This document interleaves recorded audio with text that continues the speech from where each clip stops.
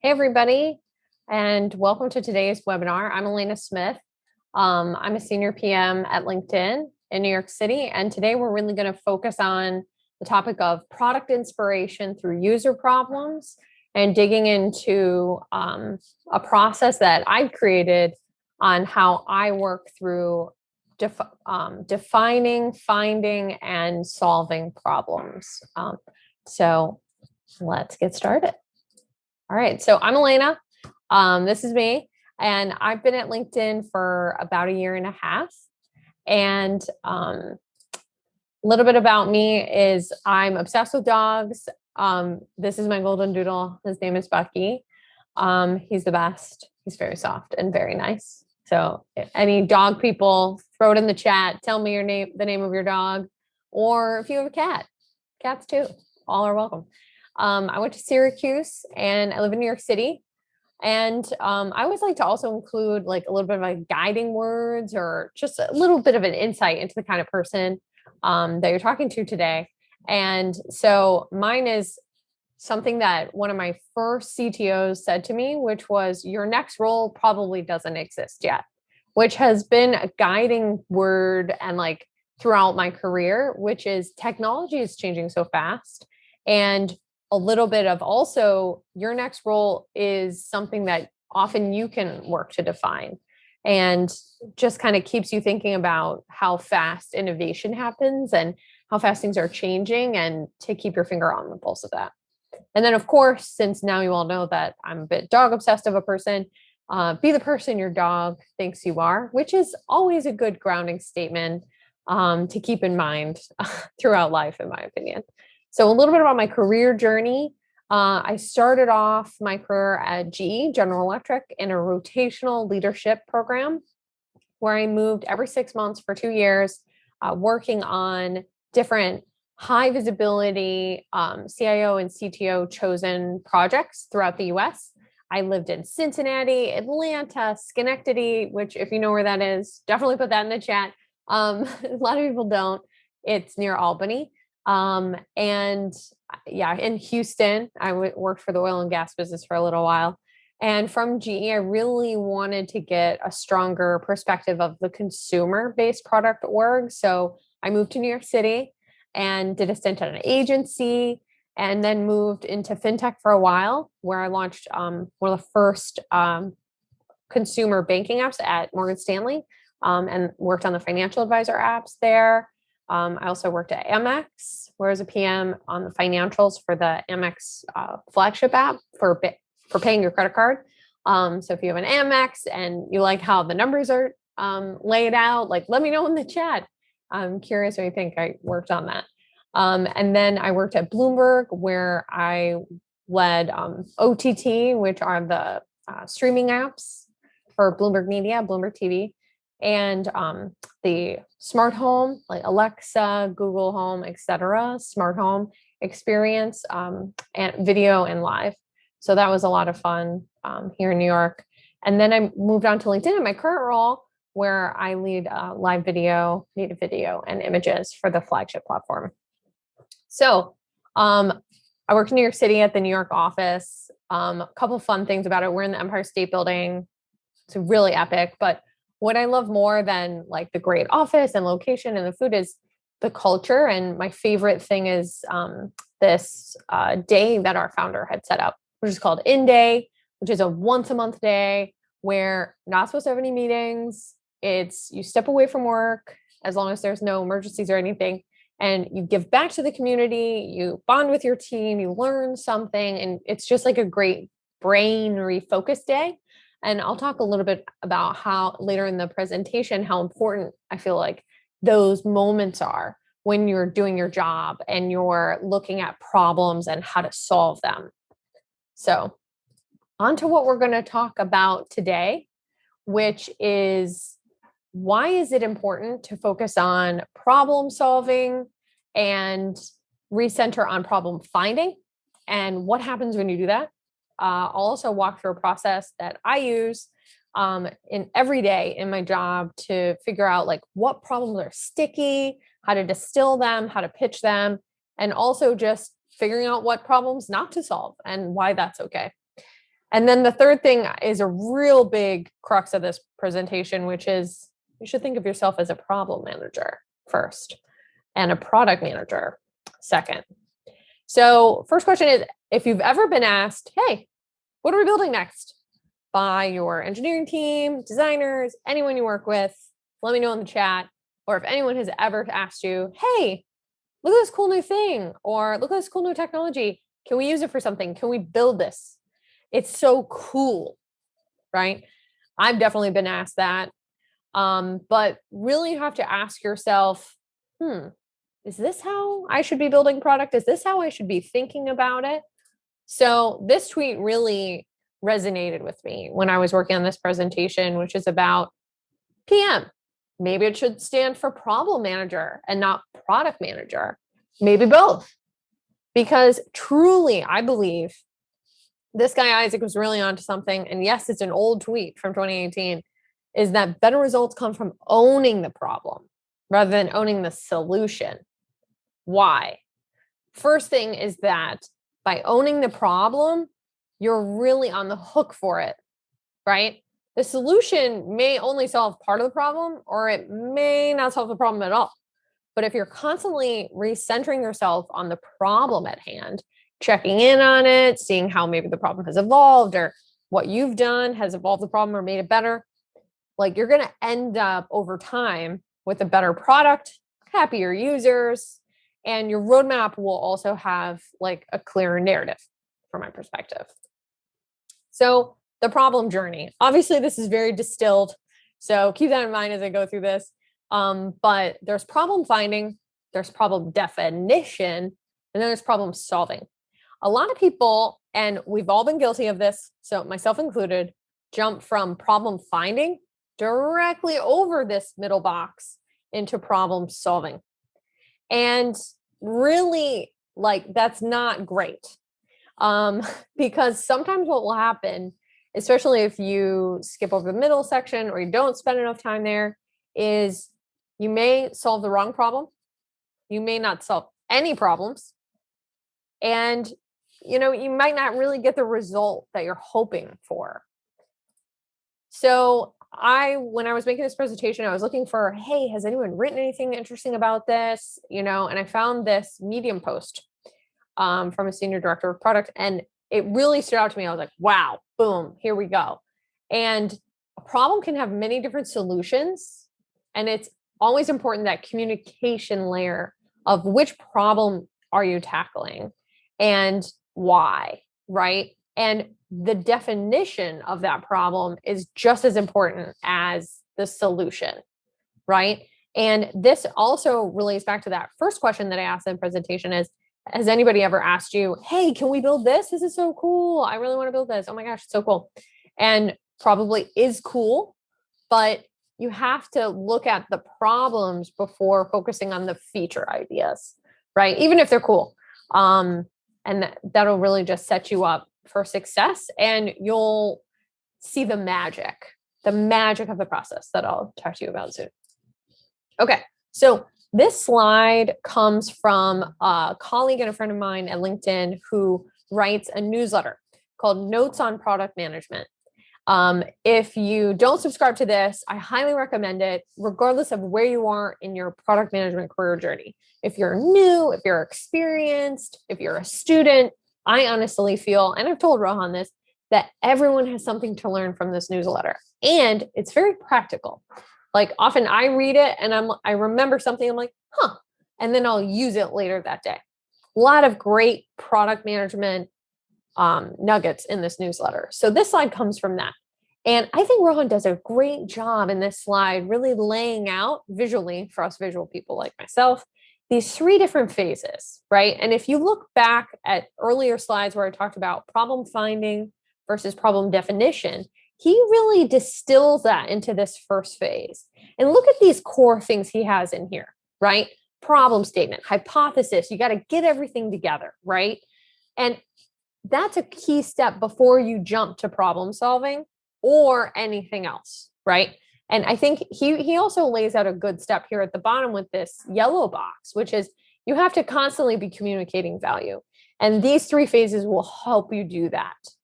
And phase one also will probably take the most time. And that's okay. Like, I think we all have to just get comfortable with the fact that this takes time and it's just part of the job. And that's okay. Also, I like what Rohan has done here with the definitions. It really resonated with me strongly, this problem finding definition, especially this part where he said, we are educated in systems that teach us to solve problems, not find them. And he talks a little bit about the time it takes to unlearn our natural instinct for just jumping into solving. And, I realize that I do that sometimes. I think we all do that, and that's okay. But it's taking that hat off and saying, hey, I'm defining problems right now. I'm finding them. I'm not yet solving them. And sometimes you have to lead the team to remind them of that strategy and just kind of also get everybody else a little comfortable with that. That's something I do to help. So, something to remember, I like to take little pauses, especially after bigger slides, is that a well-defined problem often contains its own solution. And if you spend time on it, often you'll have the aha moment and be like, oh, yeah, that's how we should solve this problem.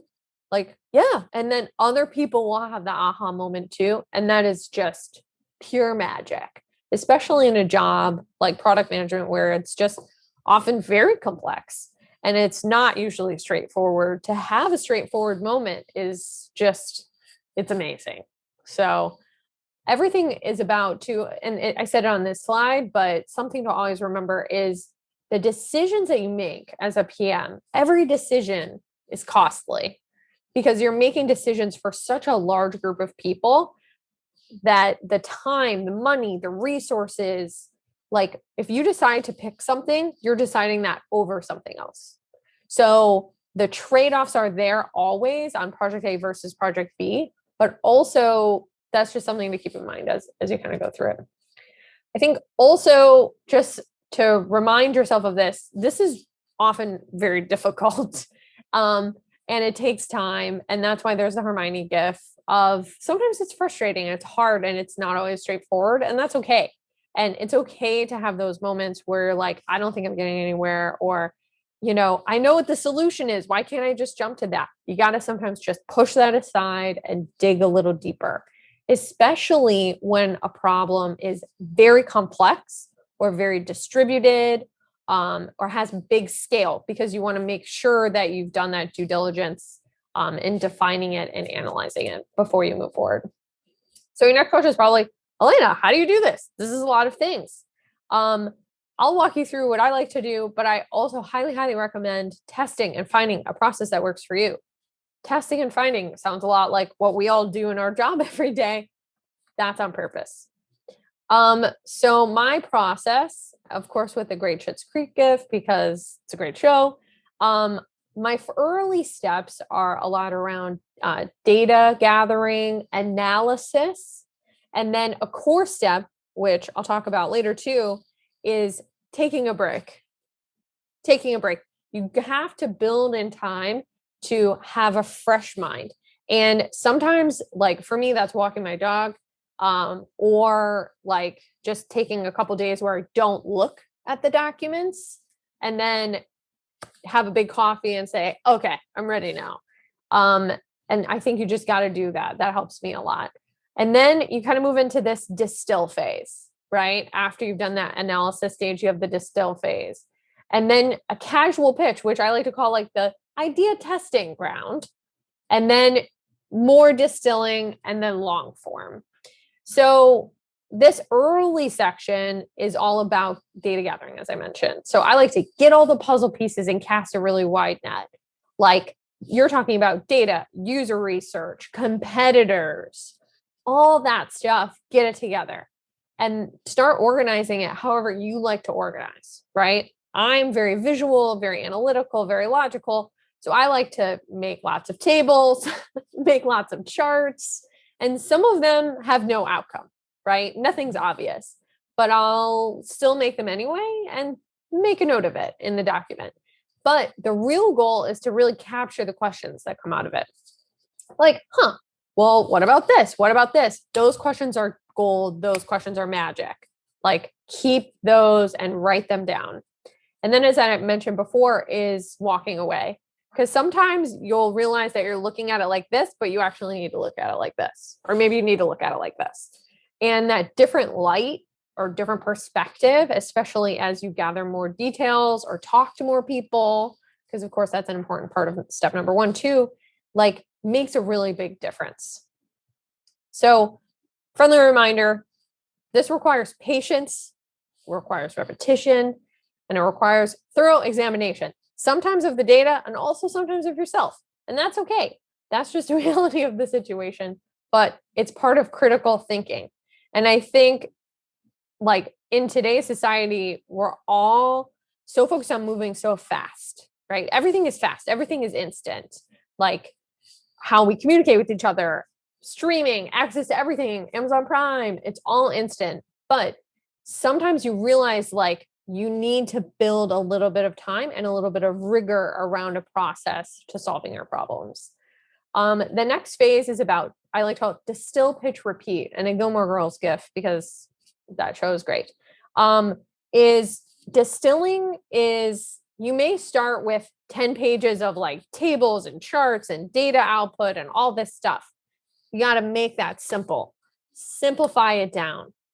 And then I like to casually test it with my trusted sounding boards, which helps me test the idea, helps me find gaps. It also helps me find other really obvious questions that maybe I've missed, or it validates some of the big questions that I have. And I like to keep these casual pitches kind of vague. Like I won't over explain. I'll just kind of lightly bring up the idea and see how it goes. And that's always a fun thing. And it's all about finding the right people to do this with, which I'll talk about a little bit later. And then rewrite it. Sometimes I'll just start a whole new doc and write it again, right? Or just completely edit the whole thing. Because after you've done those casual pitches and testing things out, you'll be like, maybe this framing didn't work. And that's okay, because you learned something. So often when you go through this journey, and sometimes it takes being at later stages in the process rather than the early stages, is constantly ask yourself, why is this a problem? And sometimes the problem is another problem. And then don't look at that as a bad thing. That's actually like a really, really good thing, because that means you're getting closer to what the true problem is. Because sometimes there's just like layers of nested problems, and the core problem might be very different than the problem that you see as most obvious, or the one that more people are complaining about. That might actually not be the problem to solve. So we mentioned here, I mentioned it earlier, then constantly ask yourself, especially in the later steps, is this worth solving? Right? And this is really hard to do. And it takes time, it takes a lot of perspective, but not all problems are worth solving. And of course, a great Saturday Night Live gif from one of my favorite skits, but sometimes it's just like, no, we're not going to do this. And that takes courage, that takes confidence. But if you do this due diligence, right, in defining it, the problem, you might say, hey, look, here's my thinking, here's the stuff, here's my distilled doc. I don't think this is worth solving right now or at all. And this is why. So my final step is about long form. And long form, I mean 1 page, because the goal of usually this document, from my perspective, is larger distribution. Distribution to VPs, distribution to basically my management chain, and like senior people who 1 page is often even just too long. So just keep it succinct, keep it there. And this also serves as a great way to have, whatever, even if you decide not to do anything, right? Or the problems that we're solving, or the funding gets cut or whatever, you have it as a reference, and you have it as, hey, here's the outcome. And often, like, people in other parts of your company or colleagues may just ask about it. Like, hey, did you have an outcome of that work you did? Or is there anything I can read? And instead of sending them like a 20-page document or a really long doc, you can send them this succinct, like distilled document. And often when I do this, people go, oh, oh, wow. And guess what? They read it. They actually read it. And that is just good for everyone, you know? So moving into takeaways, my first takeaway is finding your sounding boards. These trusted people, and a couple like things about these people, I think they're usually just really good listeners and they're comfortable with working ideas, aka things that are not fully flushed and are totally in the gray. Like they like that space. They're excited by working ideas. Often I find designers are really good at this kind of gray area. So I have a bunch of designers that I lean into for sounding boards. I also think they're people that ask good questions. Like in meetings, it's like, oh, that was a good question. That might be a good person for a sounding board. And it's also someone, ideally, it doesn't have to be that you have a reoccurring meeting with. So that way you don't have to set up 30 minutes to talk about an idea that's not fully fleshed, which is kind of awkward sometimes. So this way you can be like, hey, I have this idea I want to run by you. And then it's a part of another meeting rather than a dedicated meeting. My second takeaway is making it your own. Like everybody's company is different. We all have different resources, cultures are different, everything. So make it your own and maybe try and exercise saying, what's the process that you would want to follow if you could? Like try write it down. How do you want to do this? And what could you apply to a process that you already have? And also setting aside time. Like this is something often you have to fight for and you may have to negotiate is having the space of time to work on this, right? And giving yourself that mental space to distill problems because sometimes we don't have this luxury and that's okay. Can't always have the luxury. But when something's really complex or you're like, oof, I need time to work on this, work like try to really set aside time for yourself to do best. So a couple resources and references. If you're interested in any career information at LinkedIn, careers.linkedin.com is best place to go. Also, Notes on Product Management is my friend Rohan's weekly newsletter about product management. And small plug for LinkedIn Learning. There are a lot of great LinkedIn Learning courses about problem definition and problem solving. And also, I think you can find a lot of insights into this process from design thinking. So if you have any access to design thinking books or documents or YouTube videos, I think there's often like a lot of great things PMs can take away from design thinking as well. So that's it. And I think we'll move into Q&A. So I will stop sharing. Thank you so much, Alana. That was great. No problem. So if anyone in the audience would like to ask any questions, you can either unmute yourself and go ahead and ask, or you can write it in the chat and we will address it. The slide links will be shared. Yes, Elena. Go ahead and I'll definitely share that after the webinar is over, by the way, to the question in the chat. Great. I think someone raised their hand, so you can go ahead and there you go. Okay. Hey, this is Sunit. Elena, thank you so much. It was very informative and really helpful. Always getting that perspective from different approaches, and I appreciate the background on yourself too, just to give it a sense of where you're coming from. My question was something you kind of alluded to earlier about prioritizing. So I can see this being an interesting process, but can you maybe expound upon how you use it as you do these sort of distillations, one pagers, go through this process, and how that works into a prioritization or triaging of resources or time or priorities? Yeah, for sure. So prioritization, I think I agree with you, is one of the most critical skills of a PM because we're constantly prioritizing, right? You're giving perspective on what bugs to fix, like feature stack ranking, when to launch things. Everything is a prioritization exercise. And I think in going through this process, like decisions about what to prioritize will often arise, but I think that usually this process in its long form is best for a problem that, like, for example, I'm using it right now on a problem that is a priority for the whole company. right? So you know it is, so you know that you have that time to do it, right? So I think specifically when it comes to prioritization, like insights about the problem and which problem to solve will also give you details on future prioritization for the roadmap. I also like to try to do this ahead of time. Like I'm the PM in my team who is doing quarterly planning like month, 2 months before it's due. Like I'm always planning. So that way I can give myself this time. And when I'm asked about my roadmap for next quarter or my prioritized list, I already have like a good sense of what the core problems are to solve. So I can say, hey, this is where I'm thinking. I'm still working through A, B, and C. And then they'll be like, oh, do you have any documents on that? I'll be like, well, actually, I do.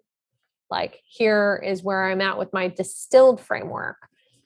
Does that help? Let me know if you have any follow-up questions. Yeah, it does. And that's interesting. How much of your time maybe do you spend on planning work versus, you mentioned about phase sort of 1, 2, and then finally doing the problem solving at the end, maybe a breakdown of maybe just rough percentages of how much your day-to-day or week-to-week is spent on that? Yeah, so the best way I can answer this is it totally varies based on where I'm at in product development lifecycle at that given point in time. I can say that at any point when I have like any free time, I'm spending it on this. So often I find like in my daily rank of projects, like I'm usually working on anywhere between like 15 and 20 projects at any given time. And like they're all in different phases. And so some weeks I'm just sprinting to like ship and close and, do metrics readouts. And those are weeks when I might not really spend a lot of time on this, except maybe following up on emails or checking in on certain things, but not actively distilling. But then there's usually a little bit of magic moment after you ship where there's not, as long as it goes well, like there's some free time. And that's when I just start hammering on this and working on it. So it's hard to say because I think my max time goes over 100%. So I would say it's varied, but I always try to reserve time for this whenever I can. And part of that is one strategy I use is on Fridays. We really try not to have a lot of meetings, and a lot of companies have tried things like this, especially after the pandemic. And I'll reserve like a half day on a Friday for this. And I'll just give myself milestones and say, okay, I'm going to really try to do a draft of this, or I'm going to pitch it to a friend in design for this one. And the other time I like to do it is when a lot of other people are on vacation. And I don't have a lot of meetings. And if I see that trend and I'm like, ooh, half the team's on vacation this day, I'll be like, book in that day. Only meetings in the morning, whole afternoon. I'm going to focus on like strategic planning and like analysis. So then I have a nice block. Hope that's helpful. I think there's a lot of just time management in it. That is super helpful. Thank you. Yeah, you're welcome.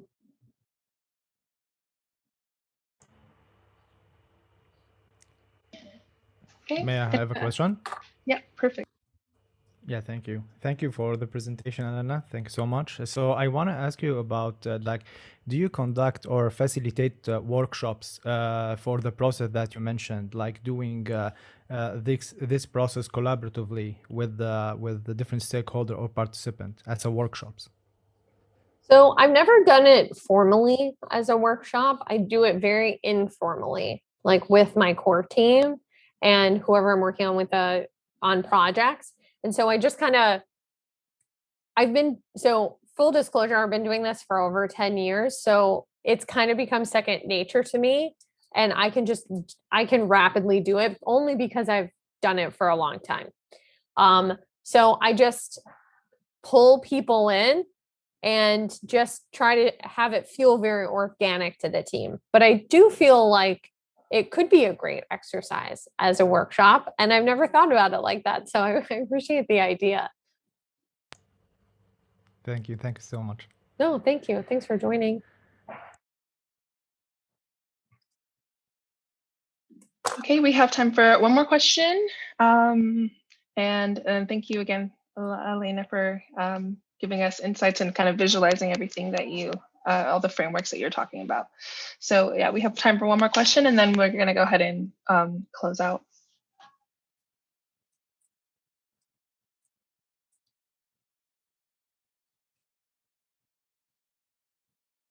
Okay, if not, I have one question for you. Sure, please. So in your presentation, you mentioned that sometimes defining the problem takes more time than solving it, or is more, it's bigger than actually solving it. Do you have any sort of examples from your time at LinkedIn or at your previous roles where you have experienced this? Definitely. So I can't give like a specific example from production, but I can give just like a generic example. So let's say your user base is you're getting a lot of complaints about something, right? The users are complaining about something. They're saying, I can't share GIFs. GIFs, I can't share them. They're not working. I don't understand. And your support team is telling you, hey, there's a lot of problems with GIFs. What's going on? So you might jump to saying, instead of saying, okay, tell me more about GIFs. Hey, can you send me all of the data around these issues? Like all the, the exported list so I can read them all instead of like the summarized mapping of like 50% of problems are about GIFs today. But I want to read every single quote about GIFs. And let's say you skip that and you went right into, maybe we need to give people a tray of GIFs to choose from. That's the problem. There's not enough GIFs for people, or there's not a short list of GIFs, and say you jump directly to that and you did that project because it's cool and you want to like have a whole tray of GIFs. But then you realize you give people GIFs and nobody's using them. Nobody's using those GIFs in that tray. And you're like, why is no one using these GIFs? They're so cool. It's very easy. There's no friction.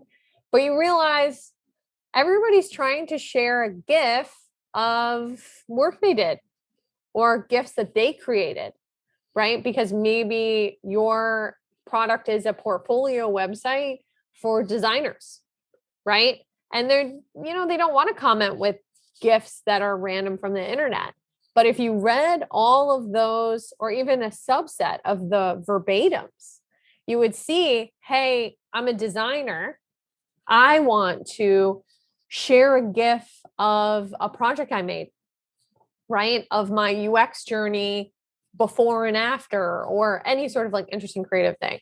You actually find out that people are having problems sharing those GIFs, or maybe you have a limit on how many frames the GIF could be, or,